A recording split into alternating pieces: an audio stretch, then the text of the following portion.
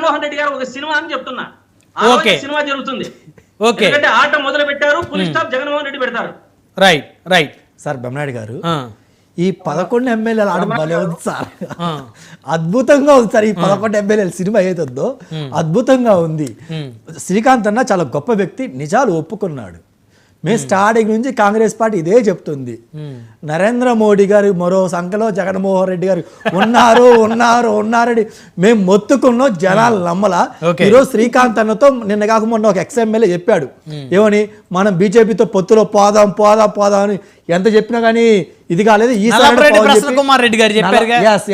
ఈ రోజు నిజాలు వీళ్ళు బయట పెట్టడం జరిగింది. ఇంకా పోతే ఏంటంటే తప్పు చేస్తే అరెస్ట్ అవుతారు, అవినీతి చేస్తే అరెస్ట్ అవుతారు. మీరు ఆ మాట చెప్పాలి. మోడీ గారి ఆశీస్సులోని అందుకే మేము వెళ్ళట్లేదు లోపలికి, ఇక్కడే ఉందా అంటే మీరు తప్పు చేశారు, అది మీకు తెలుసు, మీరు మమ్మల్ని ఇది చేయడానికి వస్తున్నారు, అదైతే గుర్తుపెట్టుకోండి సార్. రైట్. మళ్ళీ మాట్లాడుతారు సాహెబ్ గారు. ఇప్పుడు నాకు డౌట్, మోదీ గారిని కలిసింది లోకేష్ గారు భార్య, ఆయన కుమారుడు, ఇంకెవరన్నా ఉన్నారా? ఈ అంశాలు ఎలా లీక్ అయినాయి?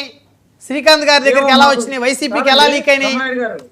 బ్రహ్మనాయుడు గారు, శ్రీకాంత్ గారు ఏమన్నా మోదీ గారి కుర్చీ పనక వెనకాల కూర్చున్నారేమో, ఆయన అంత క్లియర్ కట్ గా చెబుతున్నారు, మరి ఆయనకే తెలియాలని.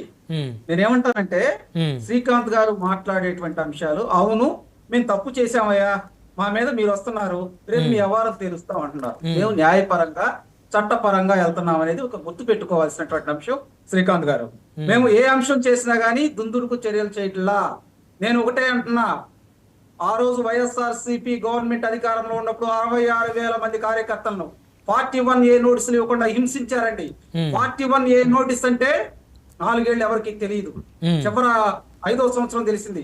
గౌరవ సుప్రీంకోర్టు మీరు 41A నోటీసులు ఎందుకు ఆంధ్రప్రదేశ్ లో సర్వ్ చేయకుండా మీరు అక్కడ ఇబ్బంది పెడుతున్నారు అనేటువంటి అంశం. రెండో అంశం, మా సెకండ్ కేడర్ నాయకుల్ని నానా హింసలకు గురి చేశారు. 12,000 మంది సెకండ్ కేడర్ నాయకుల్ని, మా ఏదైతే మంత్రులు ఎక్స్ మంత్రులు ఆ రోజు ఉన్నారో వాళ్ళని చాలా మందిని అక్రమంగా, అచ్చెన్నాయుడు గారిని చూడండి, 350 మంది పోలీసులు ఏకుంజామని వెళ్ళి ఒక తీవ్రవాదిని